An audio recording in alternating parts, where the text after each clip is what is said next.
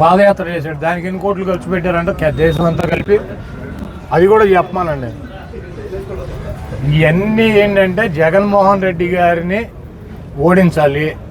జగన్మోహన్ రెడ్డి గారి మీద బీజేపీ, జాతీయ పార్టీ కాంగ్రెస్లు రెండు, ఇక్కడ లోకల్గా ఉన్న party Telugu Desam, Janasena, CPI, CPM, వీళ్ళందరి దృక్పథం, వీళ్ళందరి ఆశయం ఏంటి? ఒక కాంగ్రెస్ పార్టీ బీజేపీతో అలయన్స్ ఉన్నటువంటి తెలుగుదేశం పార్టీని ఆవిడ గెలిపిస్తానికి ప్రయత్నం చేస్తానంటే ఏమనాలి ఆవిడని? ఇప్పుడు జగన్మోహన్ రెడ్డి గారిని ఓడించాలి, ఎవరిని గెలిపించాలి?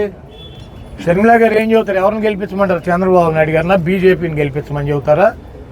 బీజేపీ ఎంపీలను 6 ఎంపీలను వాళ్ళు పోటీ చేసిన 6 ఎంపీల్లో ఓటేసి బీజేపీని గెలిపించమని షర్మిల గారు ప్రచారం చేస్తారా? ఇప్పుడు ఆవిడ వచ్చి ఏముంటుంది? మణిపూర్లో క్రైస్తవులను ఊచకోత కోసారు, జగన్మోహన్ రెడ్డి మాట్లాడలేదంటాడు. ఎక్కడ మణిపూర్, ఎక్కడ ఆంధ్రప్రదేశ్? మణిపూర్లో క్రైస్తవుల మీద ఊచకోత కోస్తే ఎవరు మాట్లాడాల్సింది? ఎవరు? జగన్మోహన్ రెడ్డి గారు ఈ రాష్ట్ర ఆంధ్రప్రదేశ్ ముఖ్యమంత్రి. ఈవిడ వెళ్ళిందా మణిపూర్? ఈవిడ వెళ్ళిందా? తెలంగాణనే నాది, తెలంగాణనే నేను, తెలంగాణలోనే అన్ని అని తెలంగాణ తిరిగింది. ఆ రోజు మణిపూర్ గురించి ఎందుకు మాట్లాడాల? మరి ఫాస్టర్గా ఉన్నటువంటి బ్రదర్ అనిల్ గారు వెళ్ళాడు అక్కడికి, లేకపోతే కాంగ్రెస్ పార్టీకి సంబంధించినటువంటి సోనియా గాంధీ వెళ్ళిందా? రాహుల్ గాంధీ వెళ్ళాడా? ప్రియాంక గాంధీ వెళ్ళిందా? వాళ్ళంతా ఎన్నికల ప్రచారం, ఎక్కడ ప్రచారం ఎన్నికలు ఉంటే అక్కడ ప్రచారం చేసుకున్నారు. ఇప్పుడు సిగ్గు లేకుండా అదే బీజేపీ పార్టీ ఊచకోత కోసిందనేమో ఆవిడ చెప్పుద్ది. అదే బీజేపీతో అలయన్స్ ఉన్నటువంటి క్రైస్తవులను ఊచకోత కోసినటువంటి పార్టీ అని చెప్తా మళ్ళీ ఆ బీజేపీతో ఉన్నటువంటి చంద్రబాబుని గెలిపించమని చెప్పి మా ఓట్లు చేస్తారని చెప్పి ఆవిడ ప్రయత్నం చేస్తుంది. ఇది రాష్ట్ర ప్రజలకు అర్థం కాదా?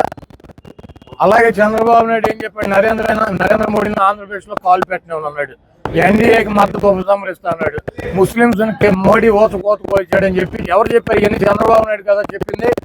చంద్రబాబు నాయుడు గారు మరి ఇప్పుడు సిగ్గు లేకుండా వెళ్ళి ఎట కలిసాడు బీజేపీతో. మళ్ళీ బీజేపీతో కలవటం ఇది చారిత్రాత్మక తప్పు. బీజేపీతో కలిసి తప్పు చేశాను, అది మద్దతు పార్టీ అని చెప్పి 2004లో ఎన్నికలు అయిపోయినాక చెప్పి 9లో బయటకు వచ్చాడు. మళ్ళీ 14లో రాష్ట్రం విడిపోయింది, రాష్ట్రాన్ని ఆదుకోవాలంటే మోడీని ఆదుకోవాలని చెప్పి మళ్ళీ సిగ్గు లేకుండా ఆయన హైదరాబాద్లో కాలు పెట్టనివ్వకుండా వెళ్ళాడు. తెలుగుదేశం పార్టీ ఎన్టీ రామారావు ఎందుకు పెట్టాడు? ఢిల్లీలో ఈ నాయకులు, కాంగ్రెస్ నాయకులు తెలుగువాడి ఆత్మగౌరవాన్ని తాకట్టు పెట్టి వాళ్ళ కాళ్ళ దగ్గర దేబ్రహ్మాలు వేసి కూర్చున్నారని తెలుగుదేశం పార్టీ పెట్టాడు. వాళ్ళు అదే పార్టీని నడుపుతున్నటువంటి చంద్రబాబు నాయుడు ఏం చేశాడు? ఎన్నిసార్లు వెళ్ళాడు ఢిల్లీ? బీజేపీ అలయన్స్ కోసం ఎన్నిసార్లు ఢిల్లీ వెళ్ళాడు? ఎన్ని రోజులు వెయిట్ చేశాడు? మేము అక్కడ పాండిచేరి వెళ్ళి రావాలి అమిత్ షా గారు అంటే ఈయన ఇట్లా పెట్టుకుని వెయిట్ చేస్తూ ఉంటాడు, ఆయన ఎప్పుడు వస్తాడని చెప్పి. ఈ గతి ఎవరు? తెలుగువాడి ఆత్మగౌరవం కోసం పెట్టినటువంటి తెలుగుదేశం పార్టీ తెలుగువాడి ఆత్మగౌరవాన్ని ఢిల్లీ వీధుల్లో తాకట్టు పెట్టలేదా? ఈ దొంగ, ఈ 420 ముఖ్యమంత్రి పదవి కోసం చంద్రబాబు సిగ్గు లేదా మాట్లాడతాకే? షర్మిల గారు బీజేపీ అలయన్స్ ఉన్నటువంటి తెలుగుదేశం పార్టీని గెలిపించాలంటది. మళ్ళీ ఆవిడే వచ్చి మణిపూర్లో క్రైస్తవులను ఊచకోత కోసారు. ఎవరు కోసారు? అక్కడ ఏ ప్రభుత్వం ఉంది? అక్కడ ఏ ప్రభుత్వం ఉంది? కేంద్రంలో ఏ ప్రభుత్వం ఉంది? ఆపాల్సిన బాధ్యత జగన్మోహన్ రెడ్డి గారికి నాకు ఉంటుందా? ఆయన క్రిస్టియన్ మిషనరీ పెట్టి క్రైస్తవుల కోసం పాటుపడేటువంటి వ్యక్తి అనిల్ అని చెప్తాడు. ఎవరు వెళ్ళి ఆపాలి? ఎవరు వెళ్ళి వాళ్ళని పరామర్శించాలి? వాళ్ళు అటువంటి పార్టీకి వీళ్ళు వెళ్ళి మద్దతు ఇస్తారు. ఇవన్నీ రాష్ట్ర ప్రజలు గమనించట్లేదా?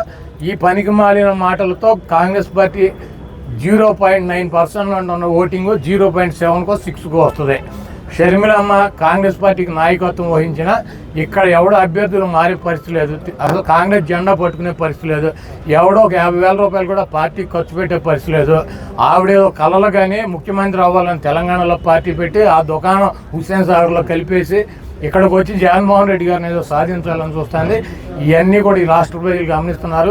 బీజేపీ వదినమ్మ ఏమీ చేయలేదు, కాంగ్రెస్ చెల్లెమ్మ ఏమీ చేయలేదు, ఈ 420 చంద్రబాబు ఏం చేయలేడు, దత్తపుత్రుడు ఏం చేయలేడు, ఉత్తపుత్రుడు ఏం చేయలేడు. అందరికీ రాష్ట్ర ప్రజలు గుణపాఠం చెబుతారు.